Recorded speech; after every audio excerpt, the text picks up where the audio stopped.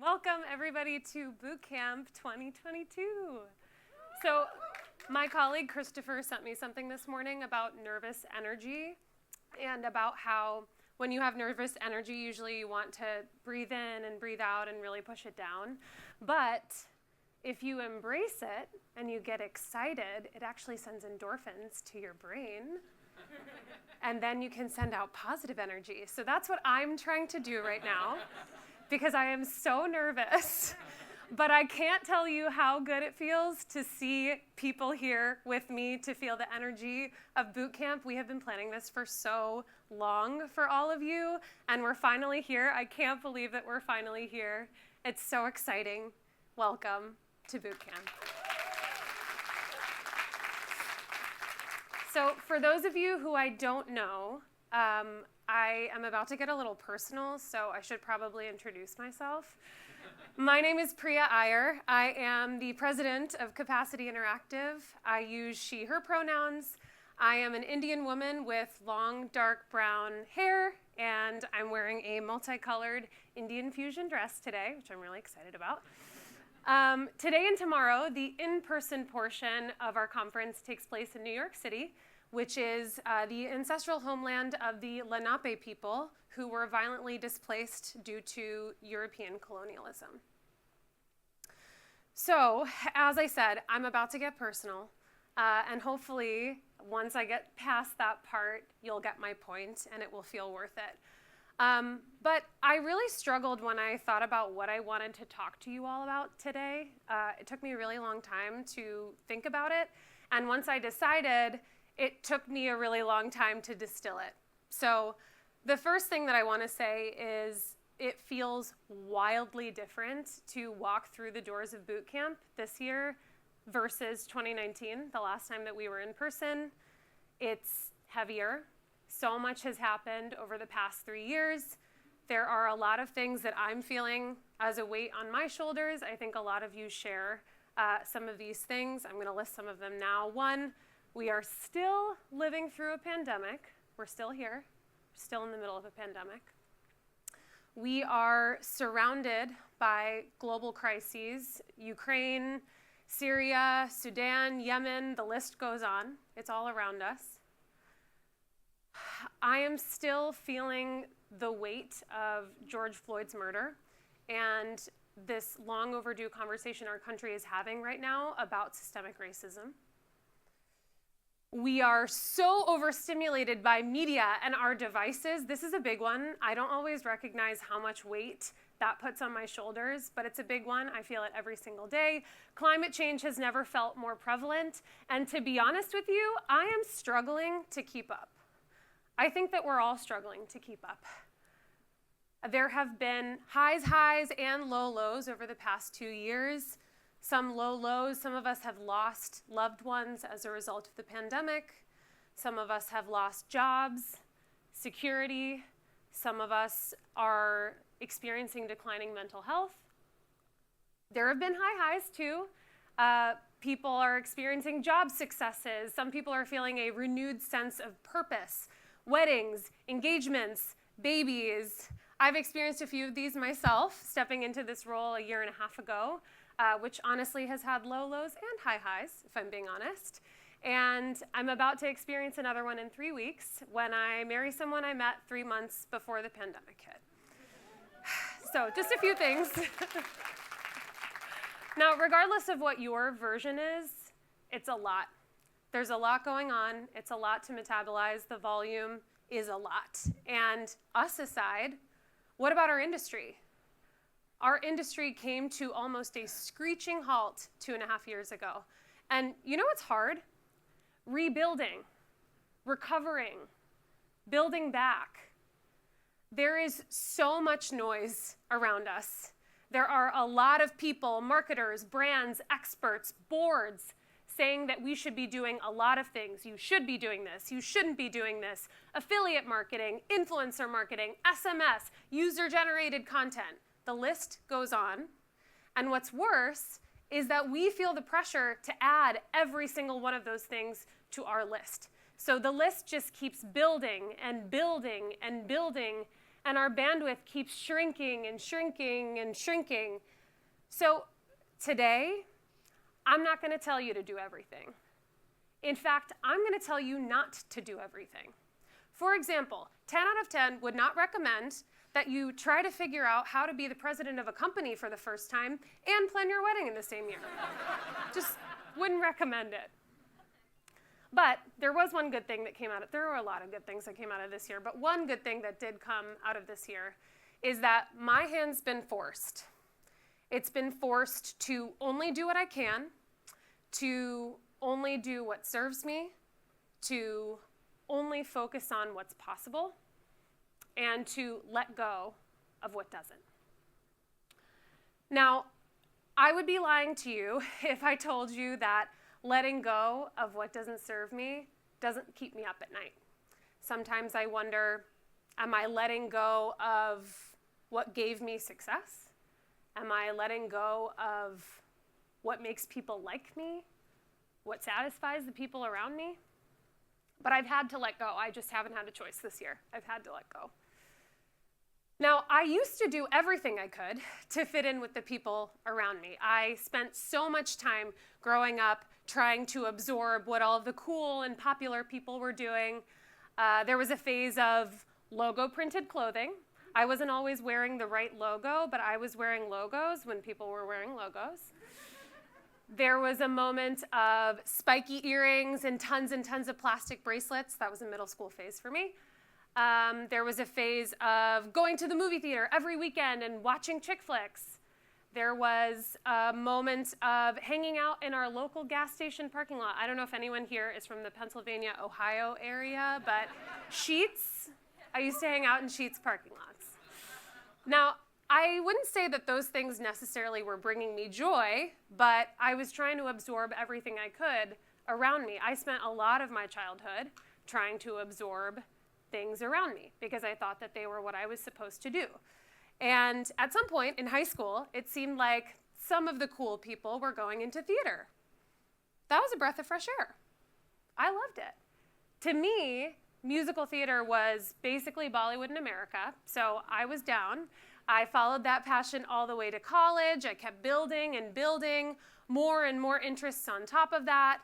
And once I got to college, I found even more arts interests, marketing, stage management, company management. I just kept absorbing, and I kept absorbing, and I kept absorbing, and then halfway through college, something snapped. I think that maybe I had absorbed too much, and I hadn't wrung out my sponge along the way. I kept adding, and and I wasn't subtracting, and I realized that I had to subtract. I realized that I couldn't just keep adding things to my plate. It got to be too much. So my performance took a back seat, and I finished college and started my career, and I let performance take a back seat. And then when I moved to New York City after college, I started missing some of my Indian roots. And so I made space for Indian dance in my life. When I got tired of garbage-filled summers and getting stuck underground on the subway one too many times, I decided to move to the West Coast, aka the best coast. But I didn't get to just keep absorbing. I had to let things go along the way. So I had to let go of my focus on stage performance. I had to let go of spending every waking moment I had with only theater people. I had to let go of working on Broadway. And I had to let go of New York bagels and private karaoke rooms and knowing that the world was my oyster even at 4 a.m. Now, that doesn't mean that those things were gone from my life forever, but in order to add, I had to let go. And creating space and letting go this year has been the biggest theme, because this year has maybe been the hardest year ever. Can I just see a quick show of hands? Is anyone more overwhelmed than they have ever been before? Great, cool. Not alone. That's really helpful, actually. That's great. So this year, I've been forced to be what they call essentialist. Now, essentialism dates back to Plato's time, that essentially says that all objects have a set of attributes that contribute to the object's identity or to the object's essence, to the purpose. And in 2014, Greg McEwen wrote a book about essentialism that essentially pushes us to be in pursuit of less. Only things that serve our essence, our purpose, those are the things we keep, and we let go of what doesn't. So essentialism has been a huge theme of my life this year. It's had to be. Now, enough about me. I have a question for you. In a world of competing priorities, be it pre-pandemic revenue goals, 50% capacity realities, short-staffed teams, interim staffing, high turnover rates, I have a question for you. Are you letting go of what isn't serving you? Are you going through your day-to-day the way that you always have, simply because you always have? Are you adding things, absorbing things more and more and more without ever questioning what needs to be let go to create space? It's a noisy world. There's no beating around the bush. It's a noisy world. You all have so many competing priorities. We programmed boot camp to offer you some clarity and some focus. There's an intentionality behind our programming to offer our perspective on what is serving the needs of our industry right now, and hopefully to allow us to release some of what isn't. Fixed mindsets, outdated beliefs, clinging to the status quo, a fear of change. Now, here's what I see at the root. The arts have always offered connection. Connection to the world around us, a connection to each other, to our similarities, to our differences, but most importantly, a connection to our humanity. But is anyone feeling connected right now? No, we're disconnected. There's digital fatigue. There's overstimulation by media and devices. There's understimulation by real-world experiences. The pandemic has pulled us apart. We are disconnected, and we are more thirsty for connection than we've ever been. But again, the arts have always offered us connection. Art is the one thing that can make loneliness a shared experience. Art allows us to feel connected. So what I'm saying is, we're actually all pretty lucky. We're lucky because we're a part of this community of people who have chosen to dedicate their careers to art, ideas, being creative, and being connected. Connection is the thing that we're all thirsty for, and the pandemic didn't destroy our sector. It accelerated change for the better. It finally made us do things that we probably should have done a really long time ago. It pushed us, it challenged us, but I believe that it made us stronger, and what didn't change is the root of what the arts have to offer. It's still connection. Connection offers us community, and community gives us a safe place to land when the world around us is spinning too fast. Now, the future of digital marketing is rooted in first-party data. You might say, Priya, that was a really bad transition. That has absolutely nothing to do with what you just said, except that it does. Because first-party data can be boiled down to a direct connection with your audiences. We're not just talking about contacts, content, data. We are talking about community, connection, culture. So this year's conference opens with a conversation about first-party data, and there's two things that I want to say about that. One, our programming is intentional. There is a reason why this is the first conversation that we're having. It might be confusing, it might be overwhelming, it might be scary, maybe it's even exciting, but it's important, and we have to talk about it now. The second thing that I want to say is that a first-party data strategy is really just a more intentional approach to what you already know as permission marketing, delivering personal, anticipated, and relevant content to the people who care. Now, I know me standing on the stage and saying first-party data or first-party data strategy, probably not the first time that you've heard someone say that. A lot of people are talking about this right now. Why? Why are we talking about it now? 3 reasons. 1, advertisers and platforms have been misusing and abusing data for far too long. It's happened one too many times. Cambridge Analytica is a perfect example of this. There are many more. And the trust has been broken. Now, a recent study by TrustArc, which is a privacy management software, found that 8 out of 10 customers reported that they are willing to abandon a brand if they believe that their data is being used without their knowledge. And only 1 in 3 consumers believe that companies are actually using their data responsibly. So clearly, we have a trust issue here. That's the first reason why we have to talk about this now.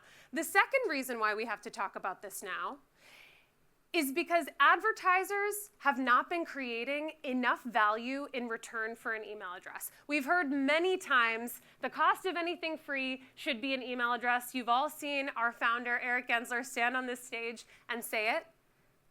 And we still say it. There's a reason why we say it. The problem is giving away your email address doesn't feel free anymore. I hate it. I dread it. Anytime I give away my email address, I really have to consider if I think it's worth it. And when it's a block, when it's stopping me from getting resources, it's frustrating. It's annoying. I know that the numbers are just going to tick up on my inbox, and 9 times out of 10, it's going to be a waste of time trying to clear it out. There's not enough value being delivered in return for an email address. That's the second reason why we have to talk about this now. Now, before I go any further, I do want to just address the elephant in the room, which is, as a consumer of the media, I'm actually pretty happy about this. I'm happy that advertisers can't get to me. I like that brands like Apple are on my side. There's a reason why campaigns like this one work. The issue is that marketer Priya has to recalibrate. We all have to recalibrate. Now, phrases like first-party data strategy, they can feel technical, they can feel massive. So I want to just break this down. Some of you may have spent some time thinking about this already. I'm sure many of you haven't yet because you all have several priorities. So I just want to break this down. What do I mean when I say first-party data? First-party data is data that you own and that you have permission to use. So think about data you collect along your purchase path when somebody purchases a ticket, somebody signing up for your email address, somebody tracking behavior of people on your website or on apps that you own. That's what I mean by first-party data. It's data that you own and that you have permission to use. Now, I can't talk about first-party data without also talking about third-party data and cookies, which brings me to the third reason why we have to talk about this now. Third-party cookies are going away, and in many cases, they're already gone. Now, we've relied on third-party data for a really long time. What I mean by that is data that comes from the platforms that we as advertisers choose to use. This is data that allows Instagram to serve me an ad about bathing suits the day before I go on my vacation, or the non-alcoholic cocktails ad that I received the day after I started my wedding diet, which I did not transact on. This is the data that we use every single day to reach the people that we want to reach and to understand how they're behaving as a result of our campaigns. So these are fading away. Now, I hope that doesn't sound like new information, because it's not. Safari and Firefox have already made these changes. They've already disabled third-party cookies by default. What I mean by that is, for a user to be tracked by third-party cookies on these browsers, the user has to go into their browser settings and ask to be tracked by third-party cookies. I don't know about you, I'm not doing that anytime soon. Now, Chrome announced this summer that they're going to start phasing out third-party cookies in the second half of 2024. Chrome has over 50% browser market share, so this one we're definitely going to feel. It is definitely coming. Now, again, in hopes of demystifying phrases like first-party data, third-party cookies, I'm going to break this down simply. There are two main issues with third-party cookies going away. The first thing it affects is our ability to target, our ability to reach the people we want to reach, find the people we want to find, the relevant people. And the second issue, or the second thing that this affects, is our ability to optimize. So the data that we're collecting from watching people go around the internet and understanding how they're behaving once they see our campaigns, that's fading away. We always talk about how the power of digital is rooted in data and our ability to measure things. As third-party cookies fade, we lose some of that data. Now, targeting and optimizing are two crucial elements of digital marketing. So as third-party cookies fade away, we're in trouble. There is definitely an effect that we are going to feel when we think about our data. Now, in good news, a strong first-party data strategy can help counteract this. So with that, I want to bring us back to the three prongs of first-party data: community, connection, and culture. And I'm going to bring out three senior members of our team to talk to you about each one. So before I go, a few parting words. The digital landscape is always going to be changing. It is the constant that got us here. It's the constant that's going to get us to the next point. So we have no choice but to embrace with flexibility, with a growth mindset. Over the next couple of days, together, we will find focus, we'll find clarity, and hopefully we'll help clear some of the noise. So with that in mind, let's all take a deep breath together. Everybody inhale, exhale,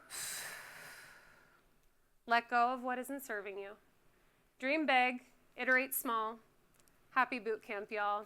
And with that, I'd like to bring out Samantha Kindler, our principal consultant on our team, to talk about our first prong, community. Thank you so much. Have a great conference, everyone.